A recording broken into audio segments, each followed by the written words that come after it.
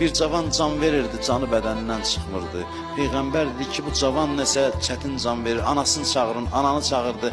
Dedi, ana narahatlığım var oğlundan. Dedi, ya Rasulallah, bəli, ürəyimi bərk sındırıb.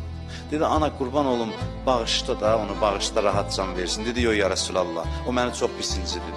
Deyib, dəmiri qızdırdılar, balasına gətirib yaxınlaşdıranda, ana dedi, bağışladım, ürəyim dözmür. Uşaq deyir, rahat can verdi.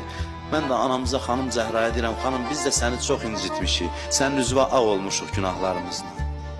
Olmaya bizdən narazısan, amma yox, sən eşitmişik, belə ana deyilsən, çox vəfasız qonşularım var idi. Sən onların qapısını döyürdün, onlar qapılarını üzvə bağlayırdılar. Amma sən axşam neynirdin, o vəfasız qonşuları dua edirdin. Mən ki, səni incitməmişəm, sənin üzvə qapı bağlamamışam. Mən həmin adamam Əyyam-ı Fatimiyədə ya Zəhra demişəm. Mən həmin adamam Məhərrəmdə sənin Hüseynivə göz yaşı tökmüşəm.